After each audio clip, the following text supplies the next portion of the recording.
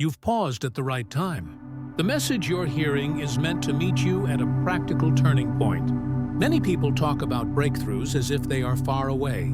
This script treats them as close and unfolding. The sense that things are about to change is valid, but it's also common to feel an unusual pressure at the same time. An urge to move quickly, commit to too many things, or compare your path with others. That pressure is often called fear of missing out. In a spiritual context, it can show up precisely when you're about to move from wishing to receiving. The point today is simple. Recognize the signal without letting it pull you out of alignment. You may notice a deeper restlessness than usual, as if something important is happening and you could be left behind. This isn't envy or simple anxiety. It's a heightened awareness that your life is shifting. Treat that awareness as information rather than panic. When a long-standing prayer begins to meet real opportunity, distractions will rise. Invitations arrive, expectations stack up, and old habits reappear under new names. If your attention spreads too thin, you risk confusing motion with progress. The corrective step is straightforward. Pause, clarify what you value, and decide which commitments point toward that value now. If you've felt less at home in familiar circles, it doesn't necessarily mean you've done anything wrong. It may indicate that your priorities are changing. Being set apart is often uncomfortable because it removes the noise that helped you ignore inner uncertainty. But distance can protect clarity. When you don't immediately fill quiet spaces with more input, the next step has room to surface. That isn't isolation for isolation's sake. It's temporary focus for a healthier direction. Think of it as leaving a crowded room to hear a phone call. Nothing dramatic, just practical. At times, you may feel strangely split between two modes. Your routine continues: work, family, errands. Yet your mind keeps returning to a deeper track of questions. What to keep, what to release, and what to begin. That tension doesn't mean you're unstable. It means you're transitioning. Moving between a familiar identity and a more accurate one is rarely tidy. The practical answer is to give each mode a place. Keep basic responsibilities steady and create brief, protected windows to think, pray, and plan. When both receive attention, the in-between becomes manageable. Strong emotions sometimes accompany this phase. Restlessness without a clear cause. Fatigue even with adequate sleep. A difficult time concentrating. None of these automatically signal failure or backsliding. Major internal shifts use energy. A helpful response is small and consistent. Go to bed at a stable time. Walk or stretch daily. Reduce fast, processed inputs. And write a few lines each evening about what felt true and what felt forced. These are not grand gestures, but they steady you and prevent simple physical strain from masquerading as spiritual confusion. Opposition also tends to spike before a healthy change.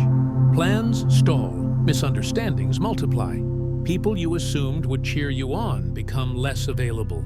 Rather than reading every obstacle as a sign to quit, note whether the resistance is external noise or internal misalignment. If it's noise, respond calmly and continue. If it's misalignment, adjust the plan. In either case, the posture is the same. Measured steps, clear communication, and a refusal to turn short-term discomfort into a sweeping conclusion about your future. You may feel as if parts of your old self are being retired. Habits, roles, or labels that once made sense but no longer fit. Pruning is not punishment. It's preparation. A tree that never drops branches grows crowded and weak. Similarly, a life that never releases outdated responsibilities grows heavy and unfocused. The practical task is to list the duties you carry, circle the ones that directly support your current values, mark the ones that clearly don't, and create a timeline to hand off or end what no longer belongs. This is how space is made for what's next. Shifts in timing can feel confusing. Some days move quickly, and opportunities arrive back to back. Other nights lengthen into reflection and quiet. Instead of forcing all days to match, accept the rhythm and use it. On quick days, make decisions that are already clear. On long nights, review choices and tidy loose ends. Over weeks, the pace evens out. Urgency serves momentum, and reflection serves direction. Throughout this, it helps to understand protection without superstition. Protection looks like good boundaries, accurate information, and a willingness to say no. It also looks like removing your name from rooms that regularly misuse your time or create conflict you didn't cause. You don't have to argue or justify. You can exit with respect and documentation. As the noise drops, you'll notice you have more energy for the work and relationships that match your purpose. Expect relationships to adjust. When your aims change, some connections feel lighter and others feel strained. Rather than assuming every change is permanent, watch patterns. Who respects your time? Who listens when you communicate limits? Who only engages when you're available for their urgency?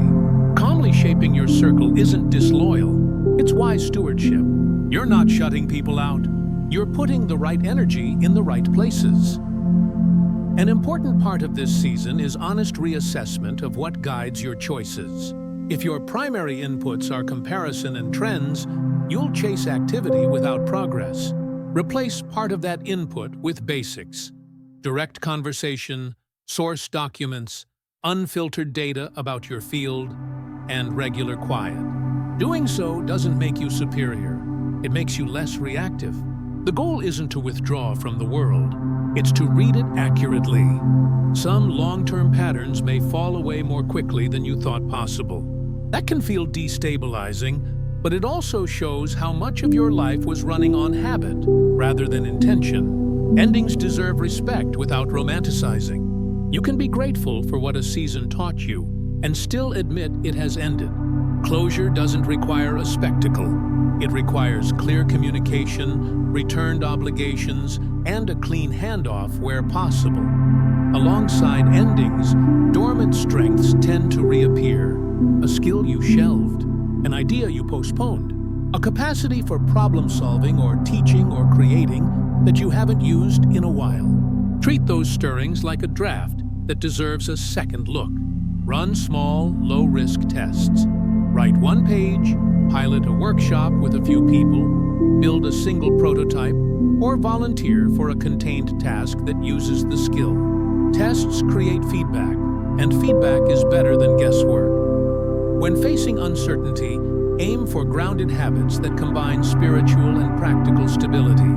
Keep a short, daily routine you can complete in 15 to 30 minutes.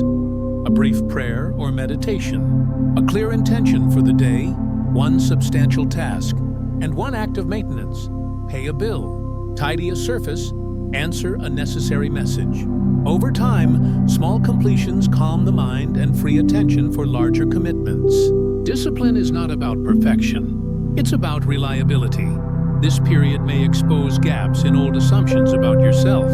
Perhaps you thought you needed constant approval to feel secure. Or you discovered you took on roles that were never yours because it was easier than disappointing someone. Let those realizations correct your pattern rather than shame you.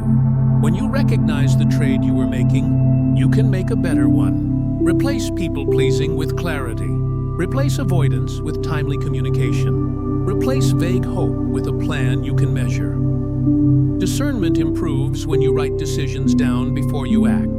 For major choices, note the options, the reason for choosing one over another, and the conditions that would make you change course. Doing this reduces second-guessing because you can test your original thinking later without rewriting history. It also turns what feels like intuition into a set of observations you can refine. Boundary language is easier when prepared in advance. If someone repeatedly oversteps, you can say, "I'm available for 30 minutes on Wednesday. If we need more time, let's schedule it." Or, "I can deliver X by Friday if we keep the scope to Y." Or, "I'm not the right fit for this." But here are two options. Clear sentences remove friction without escalating. If the other person pushes beyond your limit, end the conversation calmly and follow up in writing. Economic and social uncertainty can amplify the very fears you're trying to calm. Build a small buffer wherever possible. List recurring costs and automate what you can. If your work depends on a few relationships, diversify gradually by nurturing new ones. Keep important documents in one place. Make a minimal contingency plan for sudden change. If nothing goes wrong, you lose little.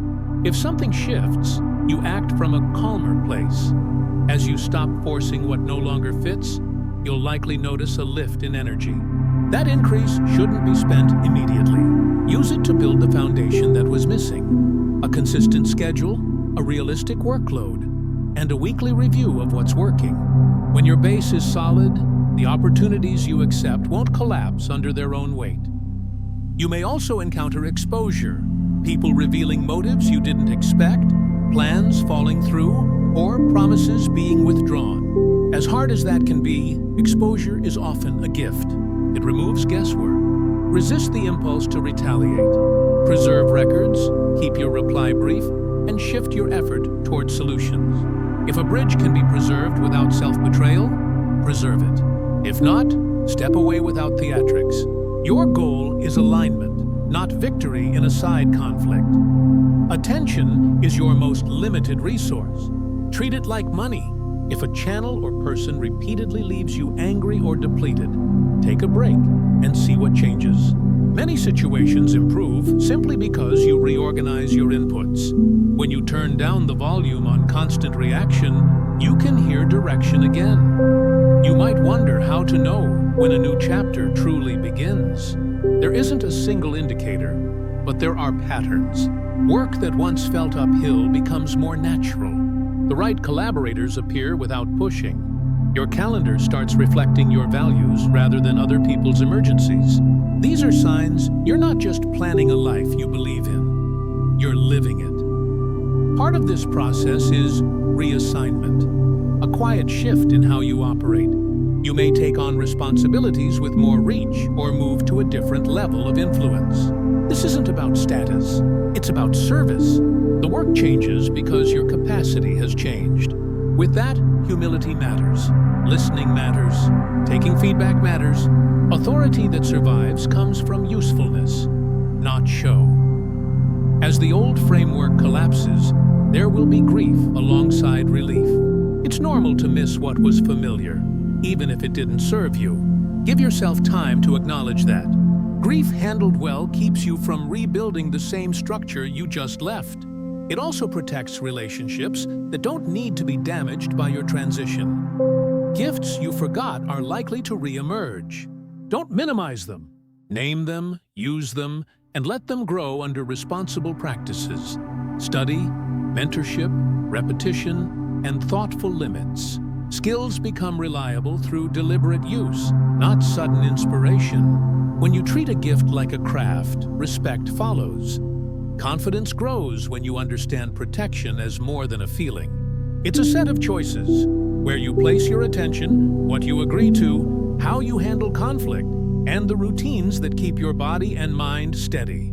These choices won't eliminate hardship, but they reduce preventable harm and make you resilient when difficulty arrives. As relationships adjust, avoid turning every shift into a moral judgment. Some connections were right for a season. Others may return later in healthier form. Your task is to remain honest, kind, and clear about your limits now. Support those who support your growth. Release the rest without ceremony. Not all truth is external. As input decreases and priorities become simpler, you'll learn what actually motivates you. You may find you wanted certain markers because they looked like progress, not because they were. When that happens, change course. Realignment later is harder than alignment early. You will likely sense a subtle acceleration, a feeling that the right actions lead to quicker results. Don't chase speed for its own sake. Keep quality steady. Accept fewer commitments and honor them fully. That approach protects your reputation and leaves you with the energy to seize the opportunities that genuinely match who you are. If you worry about missing your moment, remember that you don't need to be everywhere to be effective. You need to be in the right place, prepared, with a clear mind. Preparation is quiet and consistent. It looks like concise notes before meetings, a first version shipped on time, and a calm follow-up when details shift. These are the building blocks of trust, and trust is what opportunities look for.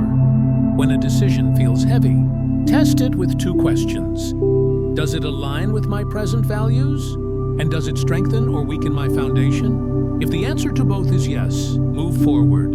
If either is no, revise or decline. This filter keeps you from saying yes to the wrong pressure. Some doors will close without your input. Treat closure as information. Rather than trying to pry a door back open, ask what this spares you and what it makes room for. Then, act on the answer. Move the freed time to building the next thing, not ruminating on the last one. This season asks for steadiness. The simplest signals are often the most reliable. Peaceful focus during work that matters, honest relationships, a sense of proportion even when plans change. When those are present, you're on track. When they're missing, return to basics until they return with you. Remember that fear often arrives dressed as urgency. Faith often arrives dressed as clarity. If you feel frantic, slow down and check assumptions. If you feel clear and calm, take the next step without advertising it. Progress made quietly tends to last. As part 1 closes, hold the central idea. You are not competing with anyone's highlight reel or timeline. You are aligning your life with truth, one deliberate decision at a time. The restlessness you feel is not a verdict. It's a signal. Treat it with respect, not panic. In part 2, we'll pick up from here with a practical field guide. How to set clean boundaries. What to say when you must decline. How to recognize the right yes. And how to structure the next 3 weeks so this shift becomes durable. Picking up exactly where we left off, let's turn the awareness from part 1 into steps you can live with. Quiet, repeatable actions that keep you grounded while momentum builds. Think of this part as a field guide written in plain language. Nothing here requires perfect conditions or a new personality. It asks for consistency and simple structure so your attention moves from scattered urgency to steady clarity. Start with boundaries because they protect everything else. The easiest way to use a boundary is to rehearse one sentence you can say without apology.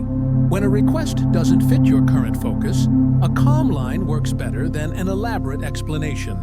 You can say, "I don't have space for that this week," and leave it there. If someone presses, repeat the sentence and offer a realistic alternative only if you genuinely want to. "I can't take this on, but I can review a one-page summary next Thursday." Keep your voice even. Avoid over-explaining and follow through on what you did agree to. Boundaries feel awkward for a few tries, then they become normal. The result is less resentment and better work on what you actually value. When declining, it helps to add brief gratitude and a clear path forward. Thanks for thinking of me. I'm focused on fewer projects right now. If the timeline changes or you have a tighter scope, feel free to check back. That sentence honors the relationship without bending your priorities. If the situation involves family or close friends, use language that respects the bond while remaining firm. "I want to give you the attention this deserves, but tonight I can't. Let's set 20 minutes tomorrow at 6, and I'll be present for it." Many conflicts soften when people learn you'll show up fully, just not instantly. Saying no is half the work. Choosing the right yes is the other half. A right yes usually matches 3 realities at once: your present values, your available energy, and your long-term direction. A quick way to test this is to ask yourself in a sentence you'll actually say out loud, "If I accept this, what will I stop doing?"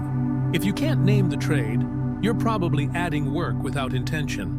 You can also imagine how you'll feel 2 days after saying yes. If you sense relief and a workable plan, proceed. If you sense a knot in your stomach and a foggy next step, pause. Waiting a day on a decision rarely closes a meaningful door. And the invitations that require immediate answers are often the ones you later wish you'd declined.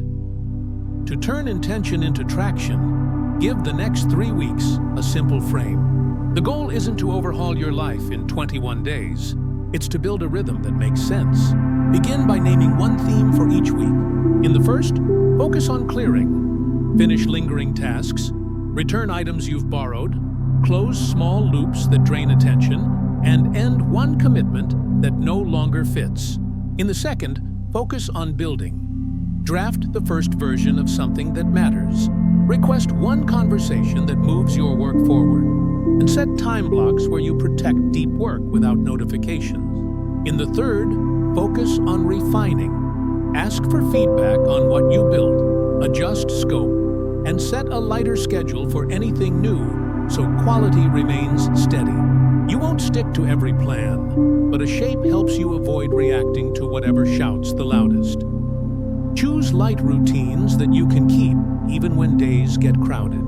In the morning, give yourself a brief check-in rather than a long ritual you'll abandon. A minute of quiet, a clear sentence about the day's one essential action, and a 10-minute start on that action before opening any inbox puts you on the front foot.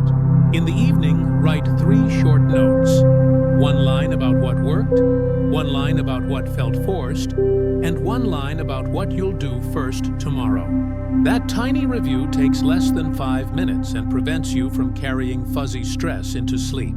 On weekends, block 90 minutes for planning the week ahead and leave the rest of the day open. The balance reminds your mind that discipline is not deprivation. Reduce the friction that makes good intentions difficult.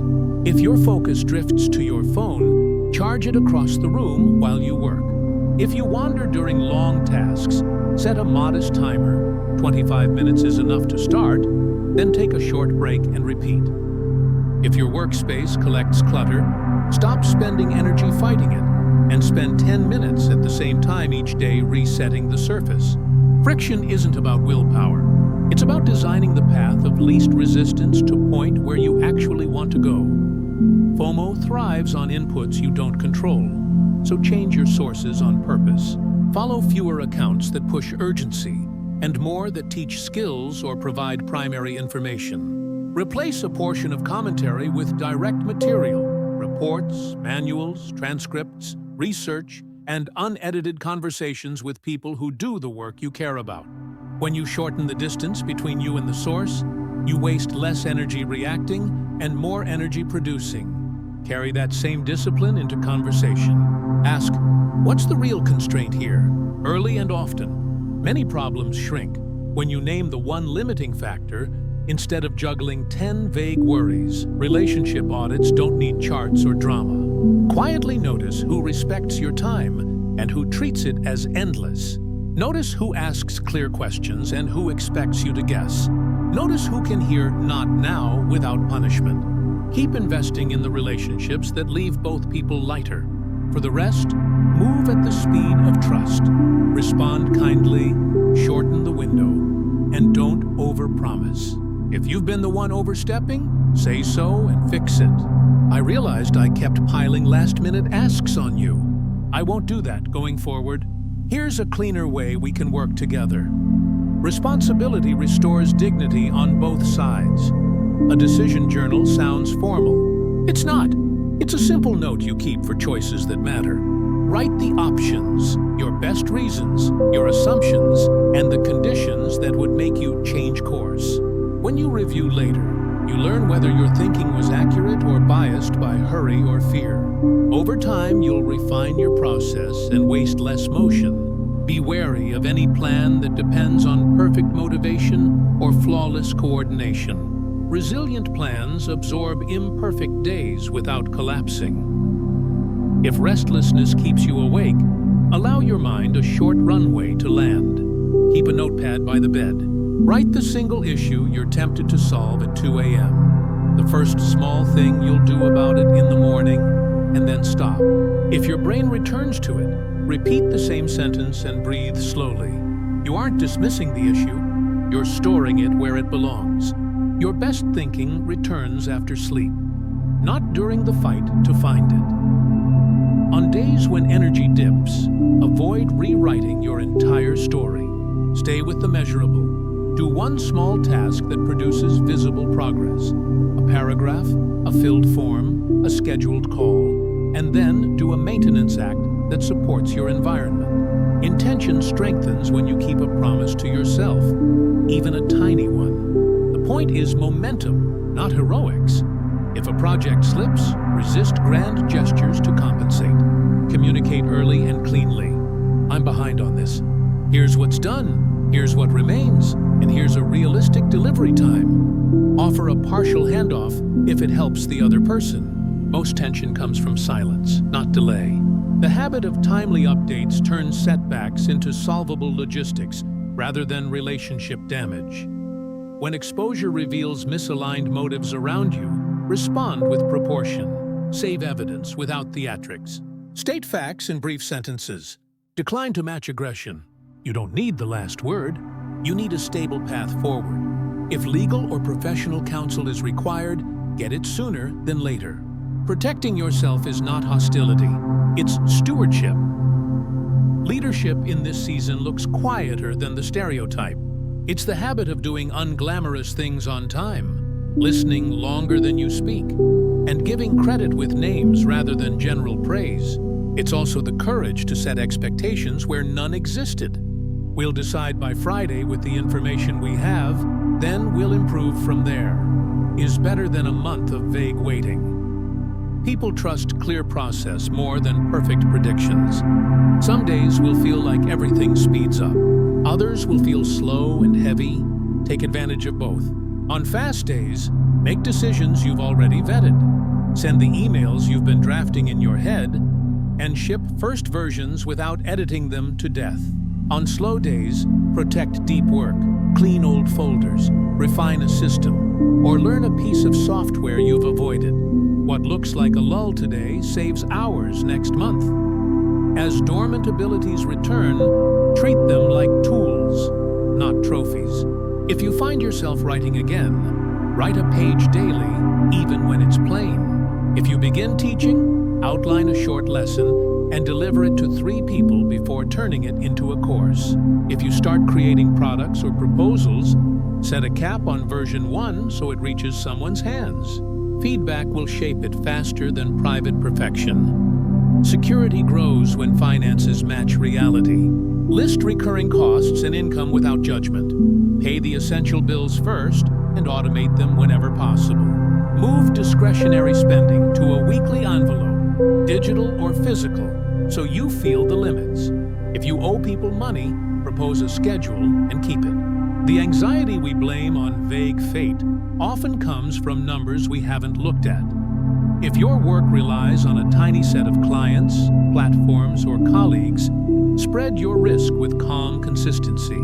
Introduce yourself to one new person each week in your field. Share a sample and ask a simple question that invites a response. Keep notes on who replies and how. Over a quarter, you'll have a small network you built without noise. Opportunities prefer prepared inboxes. Ethics isn't a side topic. It's the frame. As you gain momentum, you will be offered shortcuts that damage trust. Inflated claims, uncredited borrowing, pressure to oversell. Declining those makes your path narrower in the short term and safer in the long term. Your name is an asset. Guard it. If you make a mistake, admit it early and fix the consequence, not just the optics. People forgive errors faster than they forgive evasions. If fear returns dressed as urgency, recall the difference from part 1. Fear wants spectacle. Faith wants clarity. Before you reply, ask yourself what a clear, responsible response looks like.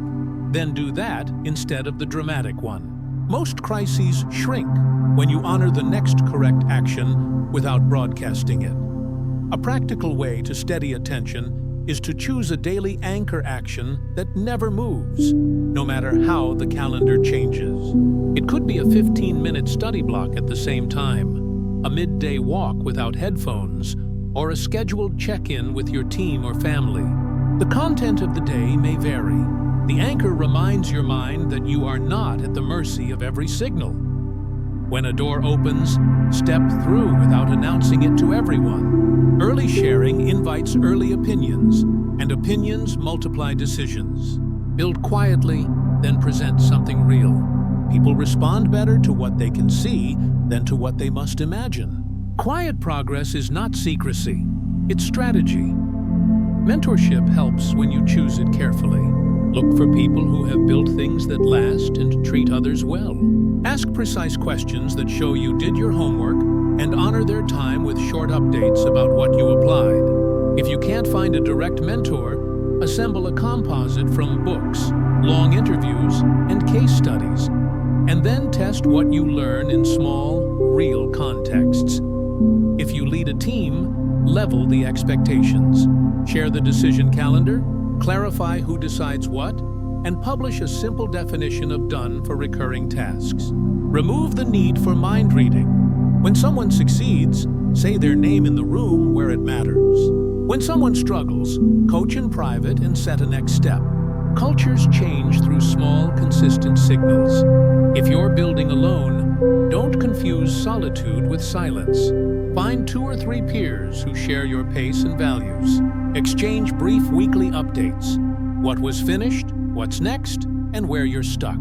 No speeches, no posturing. The point is accountability that respects focus, not a perpetual meeting. Create a personal stop doing clause for yourself. When you feel the urge to accept one more commitment, pause and ask which current obligation you'll pause or cancel to make room. Say it out loud, even if you're alone. If you can't name one, defer the new thing. That habit keeps your calendar honest.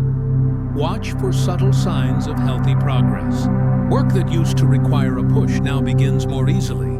The right people check in without chasing. Your evenings feel less crowded by half-finished thoughts. You catch yourself pausing before you promise. These are small signals, but they compound into relief. Setbacks will still happen. When they do, avoid identity language. Replace, "I always ruin these opportunities" with, "I mishandled that handoff. Here's how I'll prevent a repeat." The difference is more than tone. It directs your brain toward a fix. Write the fix, do the first action, and let the lesson end there, because attention fuels everything. Protect it with simple guardrails. Keep one surface clear at all times. Keep one list that you actually check. Keep one folder where you store drafts, and name files with the date and a plain title so you can find them. Many people think they're disorganized. They're just running too many systems at once. Remember to enjoy the steadiness you're building. When a day goes well, don't sprint past it. Make a note of what you did that supported it. A good life is mostly repetition of the right small things. Noticing them is part of keeping them. Satisfaction grows when you give yourself permission to feel it. As your influence expands, you'll be tempted to accelerate every area at once. Resist. Grow capacity before you grow commitments. Keep buffers in your schedule, your budget, and your relationships. Buffers are not laziness. They're how you absorb surprise without panic. The people who look lucky often built buffers years before anyone noticed. A healthy closing to this part is a simple contract with yourself. For the next 3 weeks, you'll protect one non-negotiable block for important work each weekday. You'll say no to one thing that doesn't fit, and you'll complete one small, visible piece of a larger goal every 48 hours. You'll keep a 2-line journal at night and a 1-line intention in the morning. You won't tell everyone about it. You'll let the results speak. If fear of missing out flares again, return to the most practical truth in this entire script. You don't need to be in every room to fulfill your purpose. You need to be in the right room, ready, with a clear mind and a steady hand. That readiness is built in quiet, kept by boundaries, and proven by follow-through. When you live that way, the right moments are easier to recognize because they arrive to a life prepared to receive them. You're not behind. You're building. The more you honor that difference, the less noise can sway you. Keep your plans clean, your words simple, your agreements few and fulfilled. Let your days be a record of small, correct actions. That's how restlessness becomes direction, how opportunities become work you're proud of, and how a turning point becomes a new normal that lasts.